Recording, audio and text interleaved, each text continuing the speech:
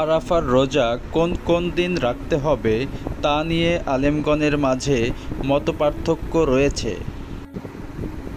প্রথম মত, আল্লাহর রাসূল সাল্লাল্লাহু আলাইহি ওয়াসাল্লাম বলেন, আরাফার দিনের রোজার বিষয়ে আমি আল্লাহর নিকট আশা করি যে তিনি এর দ্বারা বিগত বছর ও আগামী 1 বছরের গুনাহ মাফ করে দেবেন।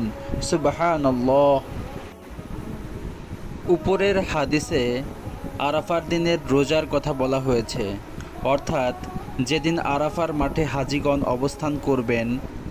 আমরা জানি আগামী 15 জুন শুক্রবার হাজিগণ আরাফার মাঠে অবস্থান করবেন, তাই বাংলাদেশের অধিবাসীরাও সেদিন রোজা রাখবেন, অর্থাৎ 14 জুন রাতে সেহরি খেয়ে 15 জুন শনিবার আরাফার রোজা রাখবেন। দ্বিতীয় মত, আমরা জানি জিলহজের 9 তারিখে হাজিগণ আরাফার মাঠে অবস্থান করেন।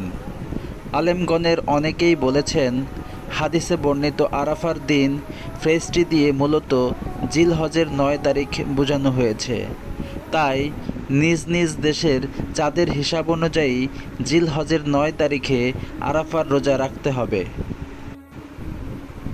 মাওলানা জাকারিয়া আবদুল্লাহ এ ব্যাপারে মাসিক আল কাউসারে সুন্দর আলোচনা করেছেন।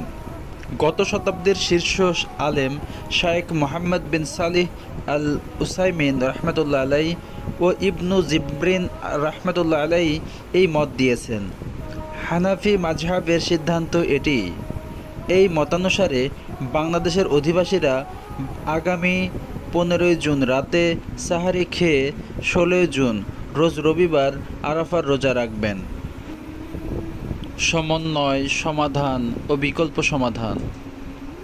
যেহেতু বিষয়টি ইখতিলাফি, সেহেতু আমরা সতর্কতা হিসেবে 2 দিনই রোজা রাখতে পারি, অর্থাৎ সৌদির হিসেবে জিলহজের 9 তারিখ অর্থাৎ জুনের 15 তারিখ রোজ শনিবার, যেদিন হাজিগণ আরাফায় থাকবেন, এবং আমাদের দেশের হিসাবে জিলহজের 9 তারিখ অর্থাৎ জুনের 16 তারিখ রোজ রবিবার, অর্থাৎ হাজিদের আরাফায় অবস্থানের পরের দিন। তাহলে নিশ্চিতভাবে আমাদের আরাফার রোজা আদায় হয়ে যাবে ইনশাআল্লাহ, কোনো সন্দেহ থাকবে না।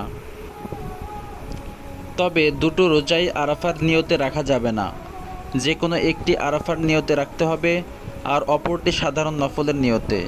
তবে দুশ্চিন্তার কিছু নেই, আরাফার দিনে যদি কেউ সাধারণ নফলের নিয়তেও রোজা রাখে তবে সেটি আরাফার রোজা হিসেবেই পরিগণিত হবে ইনশাআল্লাহ। জিলহজের প্রথম 10 দিনের আমল অত্যন্ত মর্যাদার। রাসূলুল্লাহ সাল্লাল্লাহু আলাইহি ওয়াসাল্লাম বলেন, আল্লাহ তাআলার নিকট জিলহজের প্রথম 10 দিনের আমলের চেয়ে মহান এবং প্রিয় অন্য কোনো দিনের আমল নেই। সুবহানাল্লাহ।